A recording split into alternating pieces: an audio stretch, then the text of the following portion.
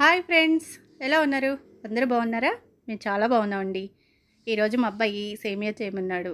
నేను ఎంత తొందరగా ఇంత టేస్టీ అయిన సేమియా చేశానో చూడండి. ఫస్ట్ అయితే ఎండి ద్రాక్షని నేతిలో వేసి ఏపానన్నమాట. ఈ విధంగా కొంచెం గోల్డెన్ కలర్ వచ్చే వరకు అయితే ఫ్రై చేసుకోవాల్సి ఉంటుంది. పాలు ఫస్టే వేడి చేసి పెట్టేసానండి.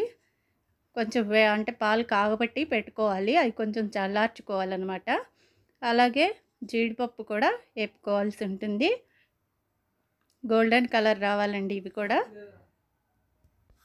చూడండి, గోల్డెన్ కలర్ వచ్చే వరకు జీడిపప్పుని ఫ్రై చేసుకుందాము. అలాగే బాదం పప్పు కూడా కొంచెం కలర్ వచ్చే వరకు అయితే ఫ్రై చేసుకోవాల్సి ఉంటుంది ఈ నెయ్యిలో. ఈ రెండు పక్కన తీసి పెట్టేసుకుందామండి. చూడండి, మరీ ఎక్కువ డార్క్ రాకూడదు. దీంట్లోనే సేమియా వేసి సేమియా కూడా కొంచెం కలర్ వచ్చే వరకు వేపుకోవాల్సి ఉంటుందండి.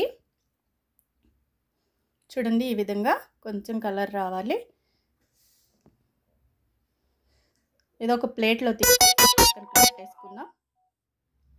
దీంట్లో గ్లాసున్నర వాటర్ అయితే వేసి బాగా మరగపెట్టాలండి. ఇలాగ తెరిలిన తర్వాత ఈ సేమియా అనేది దీంట్లో వేసుకొని చూడండి, సేమియా అంతా వేసి కలుపుకోవాల్సి ఉంటుంది.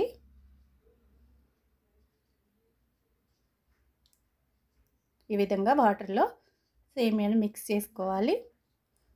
ఇది బాగా దగ్గర పడే వరకు ఉడికించుకోవాల్సి ఉంటుందండి. సేమియా అనేది ఈ వాటర్కి కొంచెం మెత్తగా అవుతుందన్నమాట. మరీ మెత్తగా అయ్యేలాగైతే వాటర్ వేసి ఉడకపెట్టకూడదు. కొంచెం గట్టిగా, మరీ మెత్తగా అవ్వకూడదండి, కొంచెం గట్టిగానే ఉండాలి. చూడండి, ఈ వాటర్ అంతా దీనికి వినికిపోయేలాగా చూసుకోవాల్సి ఉంటుంది. చూడండి, ఇంకా ఉడకలేదు. చూడండి, ఈ విధంగా వాటర్ అంతా వినికిపోయిన తర్వాత ఇప్పుడు మనము పంచదార వేసుకోవాల్సి ఉంటుందండి. అంటే మీరు ఎంత తినగలుగుతారో, అంటే కొంతమంది స్వీట్ ఎక్కువ తింటారు, కొంతమంది తక్కువ తింటారు కదా, దాన్ని బట్టి వేసుకోవాలి పంచదార అనేది. నేనైతే కప్పున్నర అయితే తీసుకున్నానండి. ఈ విధంగా పంచదార వేసేసి బాగా కలుపుకోవాల్సి ఉంటుంది. అంటే పంచదార అంతా కరిగిపోవాలి. ఇలాగా మిక్స్ చేసుకుంటూ ఉండాలన్నమాట. లేదు హైలో పెట్టకండి, సిమ్లో పెట్టుకొని మిక్స్ చేయండి.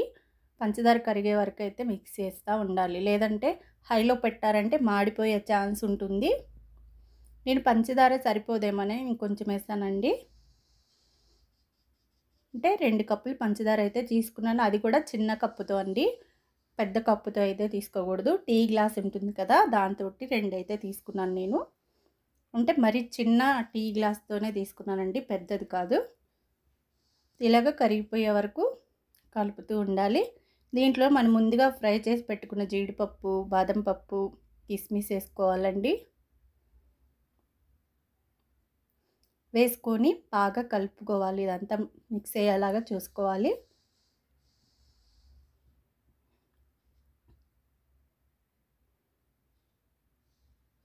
చూడండి, ఈ విధంగా మిక్స్ అయింది కదా.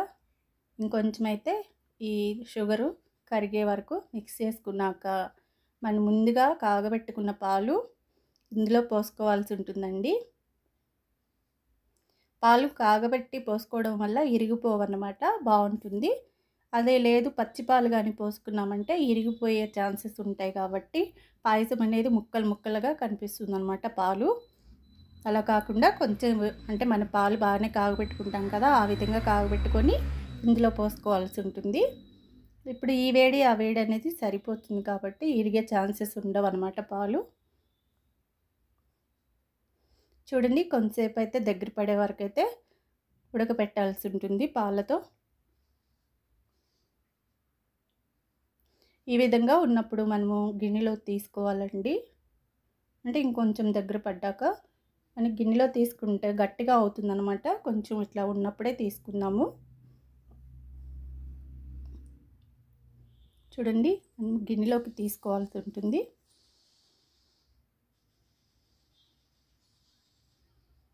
ఈ విధంగా గిన్నెలోకి తీసుకున్నాక ఇది కొంచెం చల్లారితే దగ్గరికి అవుతుందన్నమాట. ఎంతో టేస్టీ అయిన సేమియా పాయసం అనేది చాలా సింపుల్గా రెడీ చేసుకున్నామండి. ఒకసారి మీరు కూడా తిని ఎలా ఉందో కామెంట్ చేయండి. థ్యాంక్ యూ అండి.